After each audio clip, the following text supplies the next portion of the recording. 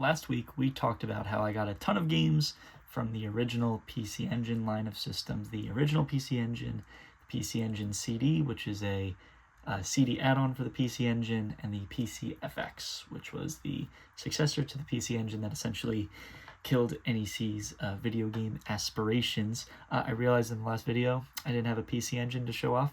I don't own any of these systems, so it's great that we're going to talk about more PC Engine games. More specifically, I have only PC Engine CD games to show off today. Asterisk. But yeah, let's dive right into it. If you didn't watch that video, the PC Engine CD, again, is the CD add-on to the PC Engine, which did come to North America as the TurboGrafx 16 as a competitor to the Famicom in Japan. And then we also got the TurboGrafx CD. We just never got the PCFX, the successor to the PC Engine. But let's start with a game that I ended up getting two versions of somehow. And that is Emerald Dragon, which is a November 1989 JRPG initially releasing on home computers and being stuck there for a whole 4 years before its first home console release in January 1994 on the PC Engine CD. Yes, took 4 years to come here, but then I ended up, I didn't realize this, it turns out I also got the final version that released on the Super Famicom a year and a half later after that in July 1995. So the original game was developed by Glodia and published by Basho House, but the PC Engine port, while again developed by Glodia, was published by NEC, the same company that released the PC Engine, so that's kind of interesting. The Super Famicom version is even weirder, with it being developed by Alpha System and published by MediaWorks. To give both developers some love, Glodia had nothing I recognized, with all of their games releasing, one, well before I was born, but two, entirely on Japanese home computers, except this single release. Alpha System, on the other hand, has like Castle Shikigami games, Tales games, Phantasy Star games, so like I knew Alpha System a little bit more, but like crazy that the only home console game was this Emerald Dragon port. Back to the game, however, it is a JRPG, unsurprising, but its claim to fame, so to speak, is that its basis is in Zoroastrianism, which is a predominantly Iranian religion, and something I definitely did not expect to see in a video game. We've talked about some games that have gotten, or have like very religious themes to them, but like did not expect to see a predominantly Iranian religious game in any of these videos. So that's actually kind of cool. The game starts in a world where humans and dragons lived side by side, but Lord Teradades casts a spell to kill and remove dragons from the land, forcing them into exile in Dragoria. Crazy. And they live there in peace, thankfully. But something, a dragon boy meets a human girl, and several years after the human girl departs from the dragon tribe's care, the dragon boy is resummoned to protect her and stop Teradades. So your goal is to play as the dragon boy in a top-down RPG, leveling up through turn-based battles, collecting emerald graces to revive, drumroll, the Emerald Dragon. So the game on the whole sounds pretty cool. It might be like a tad reminiscent of like Legend of Zelda, like the top-down gameplay, the emeralds. I don't know, maybe that's just me talking out of my rear end, but still pretty cool. The game's history ends there, but there was apparently a crowd-funded attempt at a sequel audio series that failed due to copyright issues. So like kind of weird, kind of interesting, but it seems like it's one of the very many RPGs completely lost to time.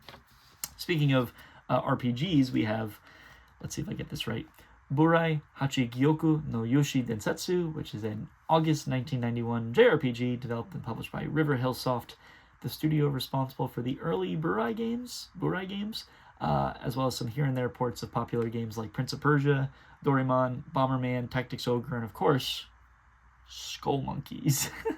So Burai is a short series of 4 JRPGs releasing from 1989 to 1992, the first 2 of which are stuck mostly on Japanese home computers, though the first entry got a Switch eShop port this past February, so like that's kind of cool. But the latter 2, the 3rd and 4th games, were mostly made for the PC Engine CD. But it's kind of weird because the specific 3rd game in the series is apparently a dedicated console remake of the first entry, with this being the first half, and the fourth game in the series and the last game in the series being the second half. So it's like kind of a sequel, but also kind of not. It's the last release in the series, so I think like the entirety of Burai is like all hinged upon the initial first game, with again that this third game and the sequel to this one just being the first and second parts of the fourth game. So I don't know. The game is a turn-based fantasy RPG where you play as 8 unrelated heroes who go through their own storylines, but eventually converge into one story to defeat the tyrant Beto and restore the original Giplos royal lineage, according to GiantBomb.com. This specific game did get a Sega CD and Super Famicom ports within about a year and a half, but otherwise that's as mainstream as it got, making this Japanese exclusive series another one that is likely lost to time. Weird, strange. Okay, next up is Denno Tenshi Digital Ange, which is a December 1993 anime-style digital comic developed and published by Technopolis Soft, initially releasing on the Japanese computer the NEC PC-98. NEC, again, the same company as the PC Engine, but was then ported to the PC Engine CD in November 1994 by Tokuma Shoten, which Tokuma Shoten has only Japanese games in their catalog, but I recognize at least 2 Puyo Puyo ports. There's probably something more interesting in there, but that's what I recognized. We had another digital comic in the last episode that was fairly obscure, but this one is even more out there. Let me read off some of the plot here. So you're a boy who finds a floppy disk. That's outdated, but you find this floppy disk, you put it in your computer, and basically you get swatted. This girl pops out of your computer, and after she pops out, more girls appear in mechs when the floppy disk girl gets summoned. And according to the Internet Game Database, the girls stay a while, lounging, talking, and bathing. The game started to sound unique, but then we just devolved into the typical like in-game female chaos that so many random Japanese games have. So like, sigh. It got a Sega Saturn remake in June 1997, so that's cool. But yeah, I don't really know what this is. It's a little weird. But next up, we'll talk about something that you have heard before. But you have heard of Street Fighter, but have you heard of Fighting Street? So the original Street Fighter was released in arcades all over the world in 1987, kicking off one of the most iconic fighting game franchises of all time, one that, of course, transcended media, getting anime, live-action media, manga, and even some recognition at, like, real-life fighting events. Like, that's kind of cool. I'm not even the person to talk about fighting games of any kind, yet here I am, but, like, even I recognize Ryu. He came to Smash Ultimate, right? This game is just the second overall port of the original game, but for some unknown reason, it was retitled as Fighting Street, even here in North America, and not Street Fighter. I don't know why. That was a change that obviously wouldn't stick for long. The Capcom developed and published arcade game initially released in Japan in August 1987, with the North American release coming just 4 months later in December 1987. This specific PC Engine port, PC Engine CD version, released almost exactly 1 year later in December 1988 as a launch title, and the North American version coming the following year with the same title. So cool that it's a launch title for the PC Engine CD. Interestingly, the PC Engine CD version was developed by Alpha Systems, who we just talked about with the Super Famicom version of Emerald Dragon, and it was published by Hudson in Japan, and again, NEC in North America. NEC keeps publishing games. I thought that was a PCFX thing. I can't really speak on the gameplay since if you know Street Fighter, you don't need me to tell you anything about it. But this specific release, this PC Engine CD release, was considered the most faithful to the arcade version, which probably led to it getting a lot of really good reviews at the time. And Street Fighter, of course, only grew from there. But as one last note, this specific version did get a Wii Virtual Console release in 2009 when Nintendo, like I mentioned in the last episode, had a partnership to include TurboGrafx games, PC Engine games. So kind of interesting, kind of neat. But yeah, I also expect this game to be, you can also expect this game to be in every like Capcom collection ever. So that's kind of cool. From one well-known Capcom game to another not well-known Capcom game. We have Quiz Tono-sama no Yabo, which is a January 1991 quiz game, initially releasing again in Japanese arcades and coming to the PC Engine CD almost 2 full years later in October 1992. The port was developed by Capcom, published by Hudson, but hear me out. While I was setting up these episodes, I had this game after Fighting Street, and I had no idea that they had any level of connection through Capcom, but like, that's where the similarities end. So this is a weird one. This game is a quiz game set in 15th to 16th century Japan, which sounds like it could make for a great history lesson, but the trivia in the game is about almost anything besides that actual time period. You control warlords, and you challenge other warlords to basically quiz duels, with the trivia being everything from general knowledge to Japanese anime to video games, according to Moby Games. So, like, why are we asking questions about anything besides feudal Japan? I don't know. I could see that it's like feudal Japan from the cover art, but what is this? I don't know. I don't know if this is the craziest part or what, but this game isn't even the first in the Capcom quiz line, with the first game coming on Japanese Game Boy a year before this arcade release, but then it's also not the last, because there was a direct sequel to this game only in Japanese arcades like years later in January 1995. So I know I'm playing it up a little bit, but like, seriously, what is this? It might be Japanese exclusive for a good reason, but it was a very interesting moment for me researching. I was like, what the heck? My game placement for this episode, again, is impeccable, because this next game conveniently makes a little bit more sense for its setting, and that is Sengoku Kanto Sengoku Shi, which is a June 1991 turn-based strategy RPG developed by TOSE and published by Intech, both, of course, very famous companies. I say that this game makes more sense for its setting because it's the same 15th to 16th century Japan as the quiz game, but the game actually takes advantage of that, unlike borderline mocking feudal Japan. I don't know. I don't think that was their intention, but like, it didn't match at all. This game at least makes sense for its setting.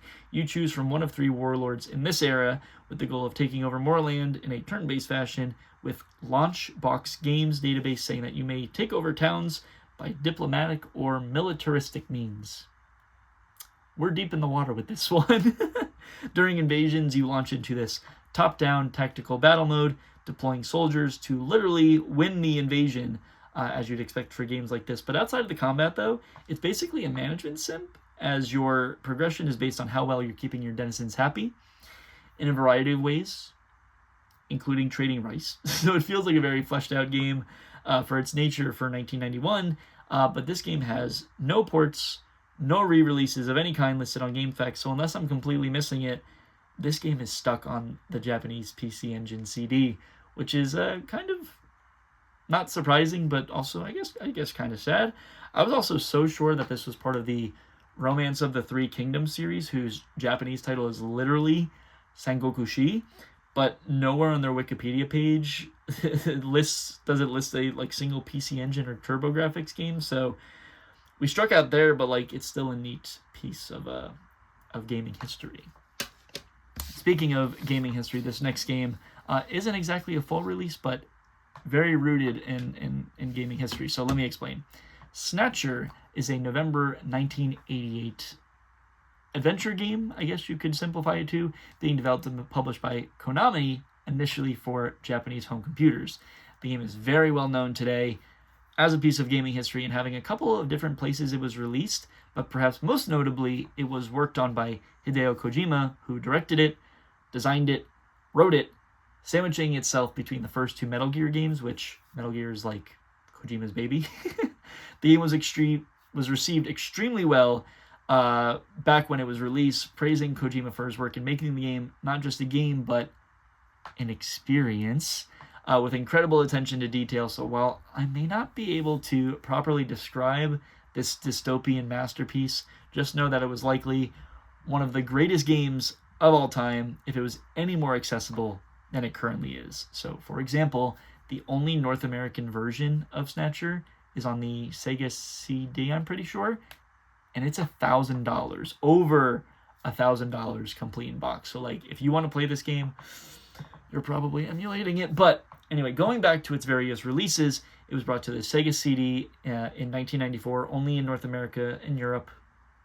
For some reason, I don't know. And the PS1 and the Saturn versions in 1996, and those were the only ones in Japan. So different consoles, different regions, a little weird. But of course, this video is about the PC Engine CD. So of course, we're going to end with the game that would be the first home console port of the game on the PC Engine CD in October 1992. And I would love to show you, but I didn't get the full release. I got the pilot of it. And this is the Snatcher pilot disc, which, all that setup leads me down to this. And this pilot disc was just released 2 months before the main release, demoing in August 1992 and containing the first of the 3 acts in the game, along with some extra content to hype it up. So I know there's a lot of build-up, but like I think this is really, really cool, even if it's not the very original release, or very original home release on the PC Engine CD. But nonetheless, I think that guy was pretty cool. So that's it. That's all I got. That's all the PC Engine games I have to talk about across any of the systems. It would be cool to get more PCFX games, like for the successor, but I think those are going to be few and far between. So anyway, that's all I got. Thank you so much for watching. I hope you learned something. Like I said in the last video, contextually, I don't really know the PC Engine line of games, so if there's something I missed, something I got incorrect, please correct me. I would love to continue learning about these games as much as I have hopefully taught you something. So, with that said, for probably the last time talking about PC Engine stuff, bye!